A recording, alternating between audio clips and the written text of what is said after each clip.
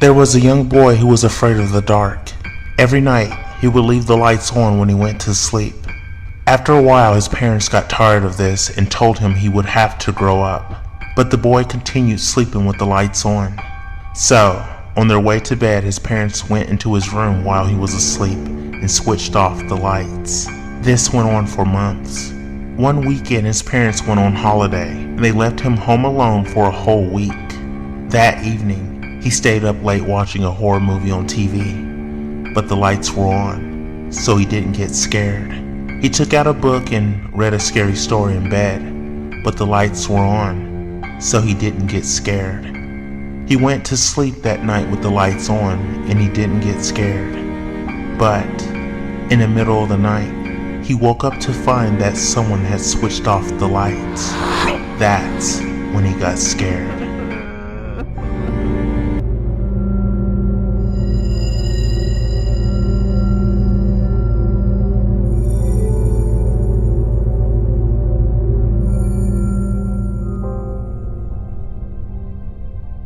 One night, a young girl was lying in bed, just on the verge of falling asleep, when she heard her mother calling her name from the kitchen.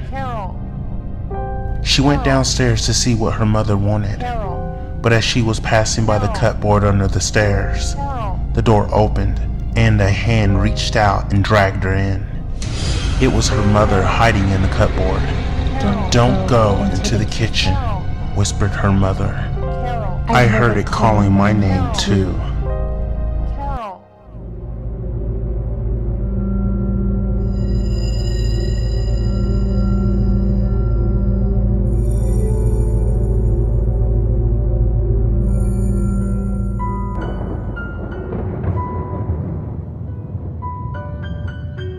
Normally, you sleep soundly, but the thunderstorm raging outside is staring you from your sleep.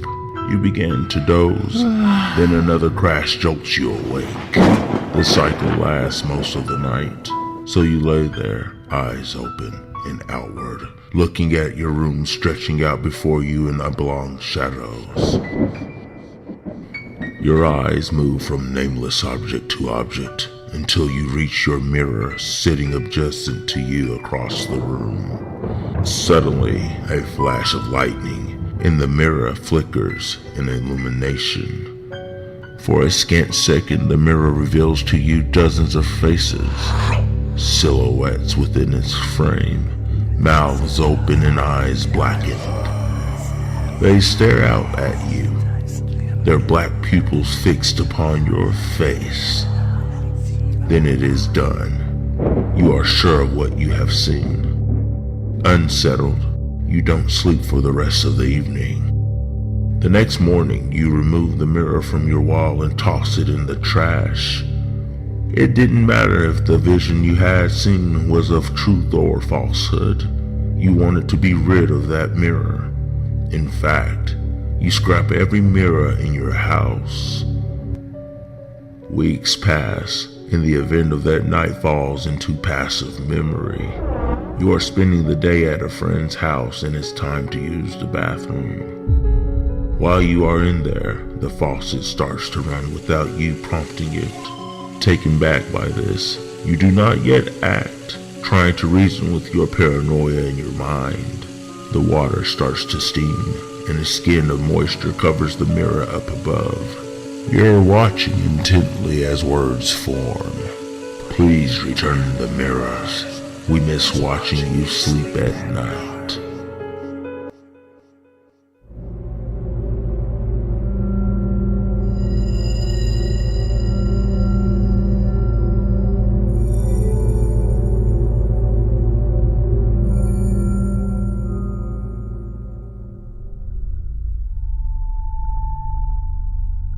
A young man moved into an apartment building in a quiet city suburb.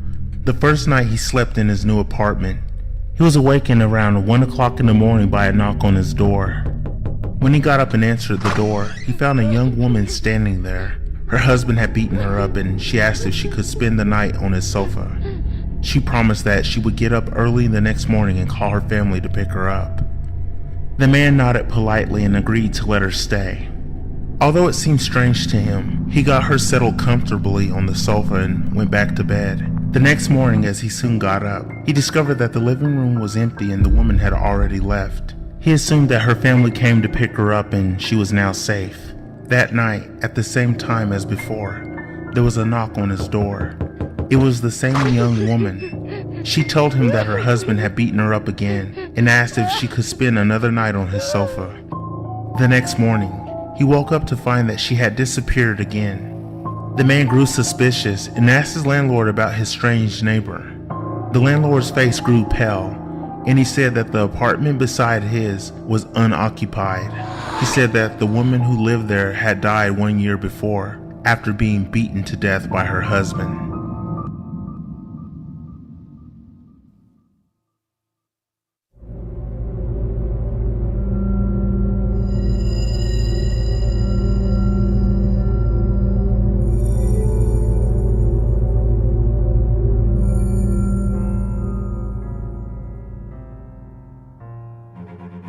A man went to a hotel and walked up to the front desk to check in. The woman at the desk gave him his key and told him that on his way to his room, there is a door with no number that was locked, and no one was allowed in there. Especially no one should look inside the room under any circumstances. So he followed the instructions of the woman at the front desk, going straight to his room and going to bed. The next night, his curiosity would not leave him alone about the room with no number on the door. He walked down the hall to the door and tried the handle. Sure enough, it was locked. He bent down and looked through the wide keyhole. Cold air passed through it, chilling his eye. What he saw was a hotel bedroom like his, and in the corner was a woman whose skin was completely white. She was leaning her head against the wall, facing away from the door. He stared in confusion for a while. He almost knocked on the door out of curiosity, but decided not to. He crept away from the door and walked back to his room. The next day, he returned to the door and looked through the keyhole. This time, all he saw was red. He couldn't make anything out besides a distinct red color. Perhaps the inhabitants of the room knew he was spying the night before and had blocked the keyhole with something red. At this point, he decided to consult with the woman at the front desk for more information. She sighed and said, "Did you look through the keyhole?" The man told her that he had, and she said, "Well, I might as well tell you the story. A long time ago, a man murdered his wife in that room, and her ghost haunts it. But these people were not ordinary. They were white all over, except for their eyes, which were red."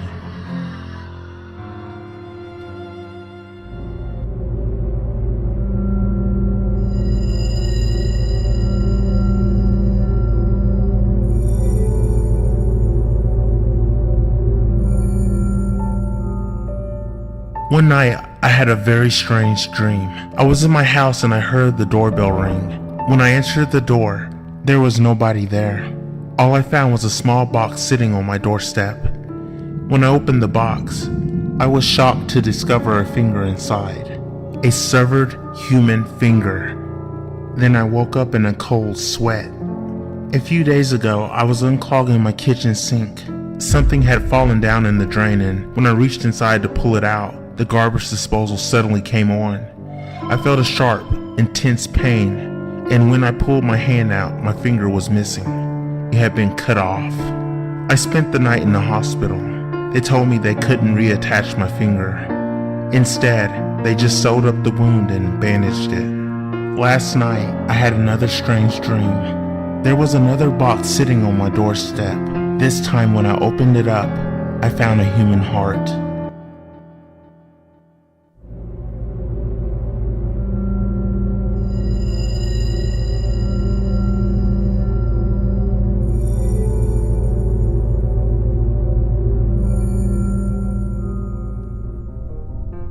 We live in the house next door to you. We seem like a normal family during the day. We go to work. We go to school. We wave hello as we pass you in the street. But at night, when you go to bed, we lock our doors. We close our curtains. We peel off our skin and sit around in our shiny white bones.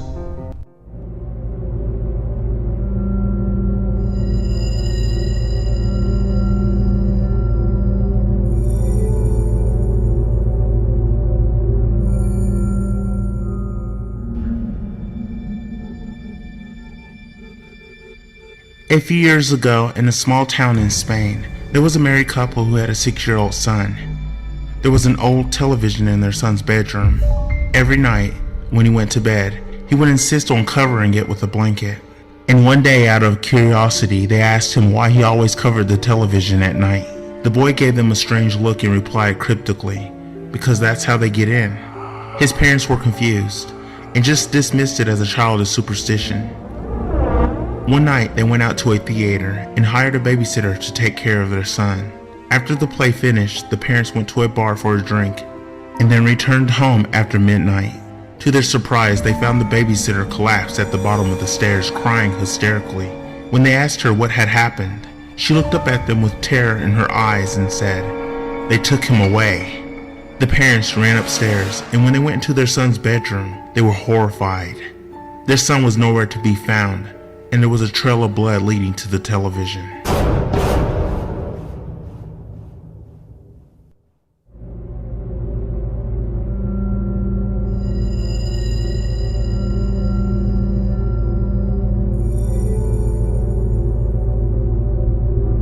There was a family that moved into an old house that had been vacant for a few years. After they had been living in the house for a few weeks, they began to smell a strange odor in one of the bedrooms. One night, when they were watching TV, they saw a documentary about a father who murdered his 13-year-old stepdaughter. He chopped her up into pieces and hid her body parts in the walls of his house. At the end of the documentary, it showed the address of the murder house. It was the house they had moved into. The creepiest thing is that the police found all the girl's body parts, except for her head.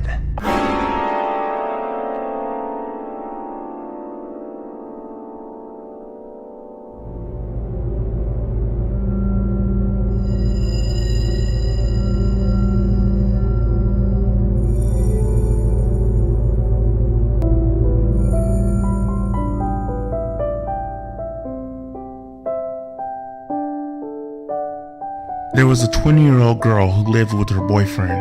Their life together was perfect, and they both hoped that nothing would ever change it.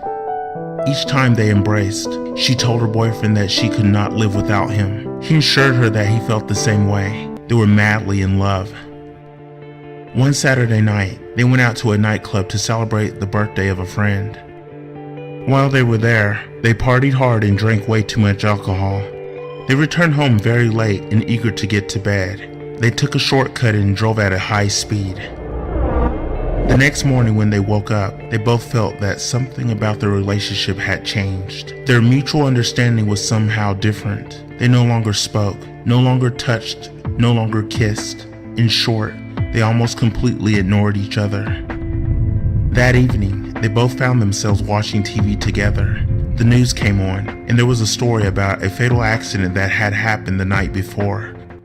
When the pictures of the two victims flashed up on the screen, the girl and her boyfriend were horrified. They were staring at their own faces. The most terrifying thing was that there was one question that remained unanswered.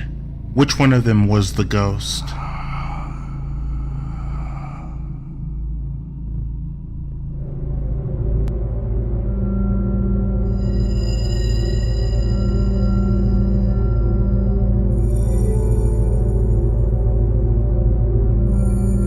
A 15-year-old girl named Donna lived with her father in a small house in the suburbs. Ever since her mother died, Donna had depended on her father for everything. They had a wonderful relationship and loved each other very much. One morning, Donna's father was leaving on a business trip. As they ate breakfast together, he told her that he would be home very late that night. With that, he kissed her on the forehead, grabbed his briefcase, and walked out the front door.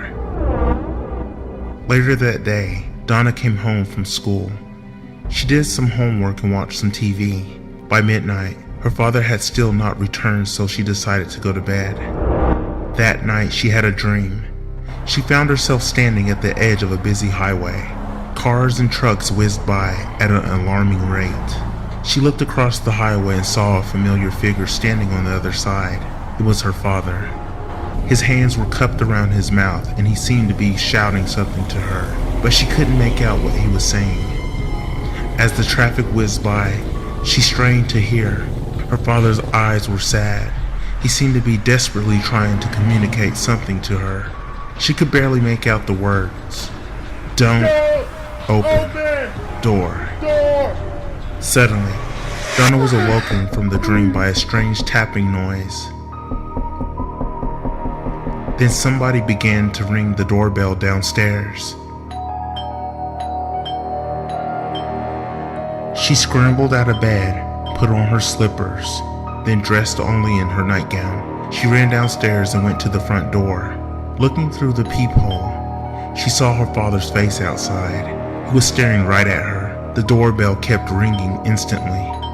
Okay, hold on, I'm coming, she shouted. She pulled back the deadbolt and was about to unlock the door when she stopped. She looked through the peephole again. Something about his expression didn't look quite right. His eyes were wide open. He looked terrified. She slipped the deadbolt back into place.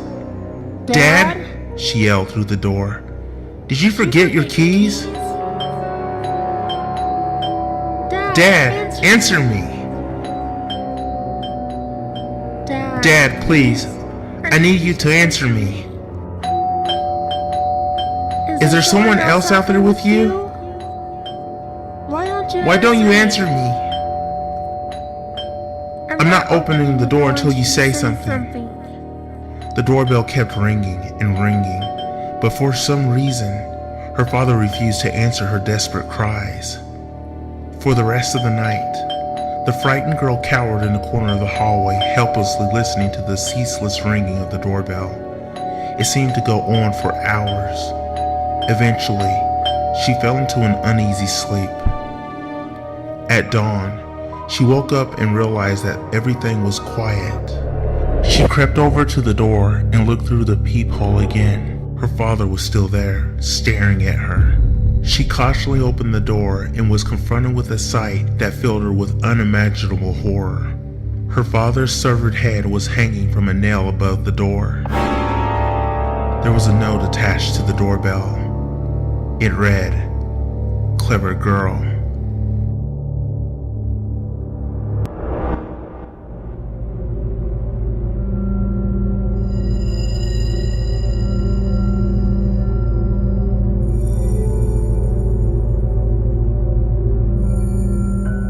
There was a young girl named Kiaki. She was playing in her bedroom when she heard her mother calling her from the kitchen.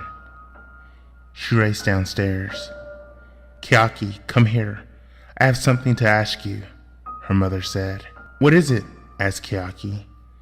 "Do you know who ate the cakes that were meant for the guests?" No. I don't know," Kiaki replied. "Did you eat the cakes?" her mother asked. "No, Mama, I didn't," the little girl replied. Kiaki was wringing her hands nervously. "Kiaki, I know when you are lying," her mother said. "A thief always starts out in life by lying, and the police always catch the thief, and the thief is always punished. Do you know what I'm saying, Kiaki?" Kiaki couldn't bear the guilt anymore. She started sobbing. Mama, I'm sorry, she wailed. "I ate the cakes. I'm sorry." There. Stop crying, said her mother as she held her hand. "I was angry because you lied to me. Now you've told the truth. Everything is going to be fine. I don't like liars. So never lie to me again, okay? Okay, said Kiaki. "Now dry your tears," said her mother. "We'll go to the store and buy more cakes." Okay, Mama, Kiaki said. Kiaki's mother had a baby. When she came home from the hospital, Kiaki was delighted. "This is Nana," her mother said. "You're her big sister. You have to treat her with love and care." "I will, Mama," Kiaki said. But after the baby arrived, her mother didn't seem to have any time for her. The baby cried all day and all night. Kiaki couldn't bear to hear it screaming and bawling. She couldn't concentrate. She couldn't even think. Eventually, she had enough. Mama, I'm sick and tired of hearing her cry, she shouted. I can't study with all this racket. Can you please shut her up? You need to be more understanding, her mother said. Nana is just a baby. You're her big sister. But you're always with Nana, Kiyaki cried. You never have time for me anymore. I'd like to spend time with you too, Mama. I'd like to go to the store with you, to the park with you, cuddle with you. You're old enough to go to all those places by yourself, her mother said. So shut your mouth and stop being so selfish. I hate you, Kiyaki screamed as she burst into tears. She ran upstairs, slammed her door, and locked herself in her bedroom. That evening, she refused to come down for dinner. Instead, she stayed in her room and brooded about Nana. That night, Kiyaki had a very disturbing dream. In her nightmare, she saw herself walking through the house in darkness. She went into her mother's bedroom and tiptoed over to the baby's crib. Then, she picked up her little sister and carried her downstairs. In the dream, Kiyaki opened the back door and brought Nana out to the garden. There, by the light of the moon, she fetched a shovel from the shed, dug a little hole in the wet grass, and buried her little sister alive. When she woke up in the morning, Kiyaki was shaking and covered in sweat. She felt sick to her stomach. The nightmare had seemed too real. She was horrified. Mom was right, she thought. Nana is just a baby. I'm her big sister. I need to learn to put up with things like this. I'm going to ask Mom for forgiveness. Just then, her mother burst into her room. Tears were streaming down her face. Kiyaki, do you know where Nana is? She asked. When I woke up this morning, she wasn't in her crib. Do you know anything? The little girl shook her head. Are you sure? Her mother demanded. You really don't know anything? Do you swear? Kiyaki gulped. Yes, I swear, she said weakly. All right, her mother said. Help me find her. They searched the house from top to bottom, but they couldn't find Nana. They ran up and down the street looking for the baby, but she was nowhere to be seen. Finally, her mother fell to her knees and began sobbing uncontrollably. Where did Nana go? She wailed. Where could she be? She doesn't even know how to walk. How could she disappear like this? Kiyaki was wringing her hands nervously. Kiyaki, you know something, her mother screamed. Kiyaki, you know what happened to Nana, don't you? No, said Kiyaki. I don't know anything. Kiyaki, I warned you not to lie to me again. I'm not lying, Kiyaki mumbled. I know when you're lying, her mother shouted. Tell me, where is she? Where is Nana? Kiyaki couldn't bear the guilt anymore. She looked out the window and pointed at a little mound of earth in the garden. No, her mother cried. Dear God, no. This can't be true. Mama, the little girl sobbed. She tried to grab her mother's hand. Don't you touch me, her mother screamed. You killed Nana, didn't you? You killed her because you were jealous. I didn't mean it, Mama, Kiyaki cried. I didn't mean it. Her mother flew into a violent rage. She grabbed her daughter by the neck and began choking the life out of her. She squeezed and squeezed until she couldn't squeeze anymore. By the time she came to her senses, Kiyaki lay dead on the kitchen floor. Suddenly, the doorbell rang. The mother got to her feet and answered it. When she opened the door, she saw her neighbor standing outside. He was holding Nana in his arms. We found her crawling around outside, he said.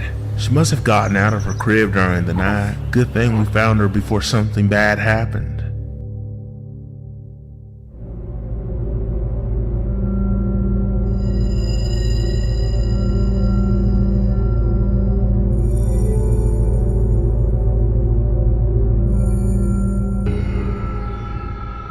A little girl stood in the doorway to her mother's room and rubbed her eyes. Mom, she said, the Easter Bunny is in my bedroom and he's eating candy. Don't be silly, her mother replied. The Easter Bunny gives candy to children. He doesn't eat candy. Go back to sleep." "I can't go to sleep," the girl said. "The Easter Bunny is eating candy." She sounded as if she was about to cry. Her mother sat up in bed and said, "Just go back to sleep. Please. It's not even Easter yet." The child sighed. "Okay, Mom," she said as she turned and walked away.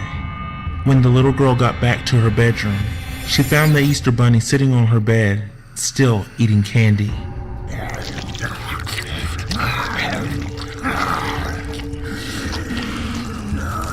Mommy just said I should go back to bed.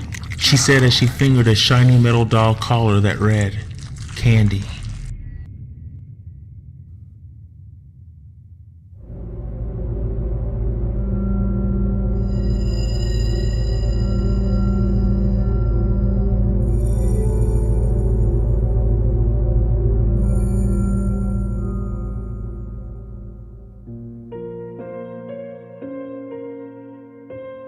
"Have you seen my son?" the frantic mother asked. The old man who lived next door shook his head. The mother knocked on every door on the street. "Have you seen my son?" she asked over and over. None of her neighbors had seen the boy. No one knew where he was. The mother went to the police station and asked the officer behind the desk, "Have you seen my son?" Police organized a search for the missing boy. They got a recent photo of him from his mother and circulated it. They made announcements on the television and radio asking for information. They searched houses, poked through alleys, combed fields, but there was no sign of the child. Every morning the mother left her house and put up posters all over the town. Each one had a picture of her little boy on it, and the caption below read, "Have you seen my son?" Once a week, the mother would go down to the police station and ask the officer at the desk, "Have you seen my son?" Each time, the officer would sigh, shake his head sadly and say, "I'm sorry, ma'am, not yet." Each time, the mother walked home with a smile on her face. They would never find her son. She had hidden his body well.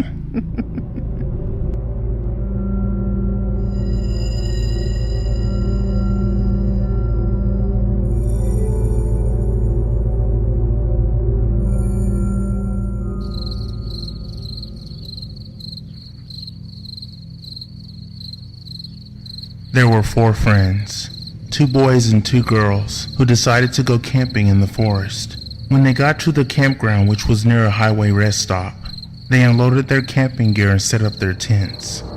After singing some songs and telling some scary stories around the campfire, they were feeling tired and went to sleep. In the middle of the night, one of the girls woke up and wanted to go to the bathroom. The horror stories they had been telling around the campfire made her too scared to go in the woods. Instead, she decided that it would be safer to walk back to the rest stop on the highway and use the public toilet there. An hour later, when the girl still hadn't returned, her friends became worried. Another hour passed with no sign of her coming back.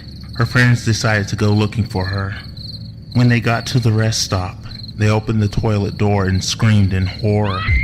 The girl was sitting there dead, with her jeans around her ankles and a knife plunged into her neck.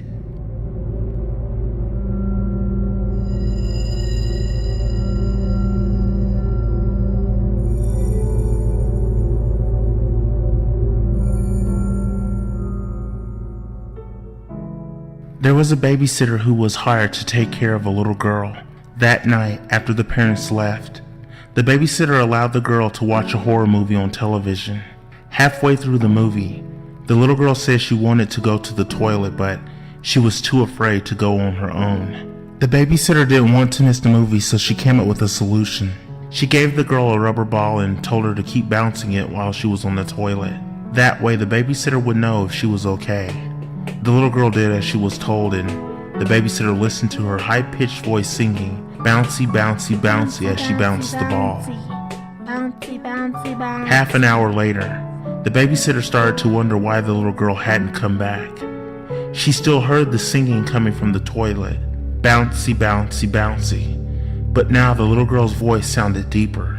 The babysitter reluctantly got off the sofa and went to check if everything was okay. When she opened the bathroom door, the babysitter was horrified to find a mental patient sitting on the floor, bouncing the little girl's head on the ground and singing, Bouncy, bouncy, bouncy. Bouncy, bouncy, bouncy.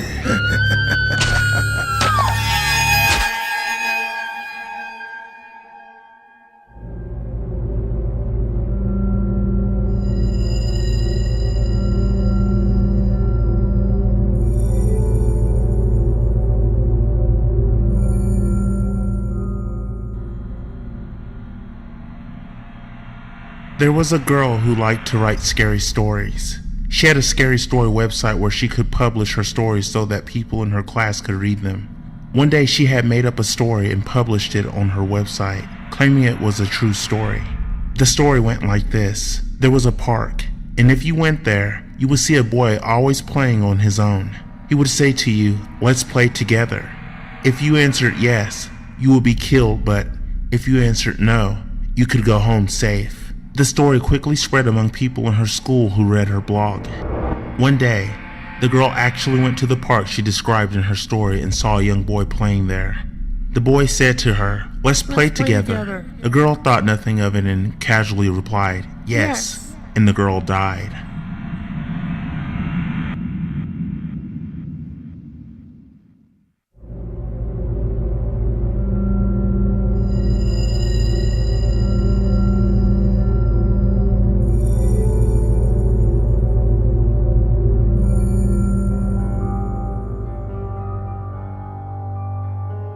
One night, a woman was sitting in the kitchen reading the newspaper. When she looked up, she saw her 6-year-old son coming down the stairs dressed in his pajamas. "Something wrong, dear?" she asked. "I had a nightmare," the boy replied. "Well, you're safe now," said the mother. "I dreamed I was in bed, and I heard a sound in Daddy's bedroom," he said. "When I looked in the door, I saw these big black things with white eyes. They came out of the closet and they attacked Daddy." "Don't worry," said the mother in a soothing voice. She hugged her son close. "That was just a dream. It didn't really happen." The boy continued. "They ripped him up into pieces and then ate all the pieces, and when they were done, they licked up all of the blood off the floor. I thought if I ran away fast, they wouldn't catch me, but they did. And they were going to eat me too, but then they stopped, and they said they wouldn't eat me if I promised to." "What?" asked the mother. "Promise to... Come on, you can tell me anything." "Promise to what?" "Promise to distract you while they creeped up behind you." "I'm sorry, Mommy." The woman heard a floorboard creak behind her, and the hair on the back of her neck stood on end.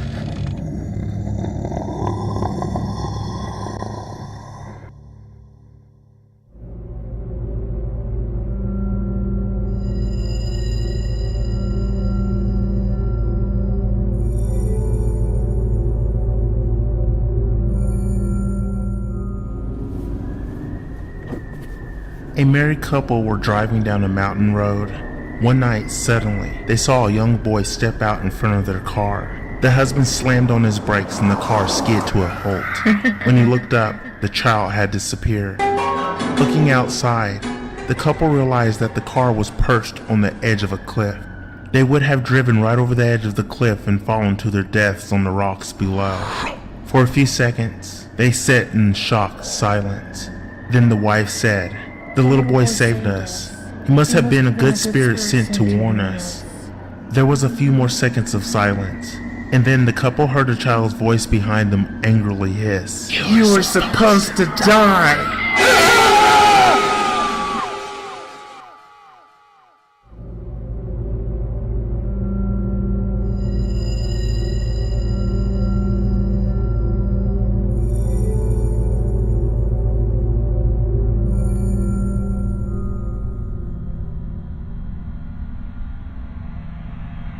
If you sleep alone at night, you should never sleep in a double bed. If you do, you should never just sleep on one side of the double bed. As the legend goes, in the dark of night, while you are sleeping on one side of the double bed, you will sense the presence of something or someone creeping into your room. The first night this happens, the thing will just lie down on the floor next to your bed and you will hear deep breathing. The next night, It will lie down next to you on the bed. You will hear the deep breathing right next to your ear, and you will feel its breath on your neck. If you allow this to continue for another night, you will be woken in the middle of the night and your bed will be shaking. Then the mattress will start bouncing up because the thing will start jumping up and down on your double bed. Whatever you do, don't let it know you're not asleep.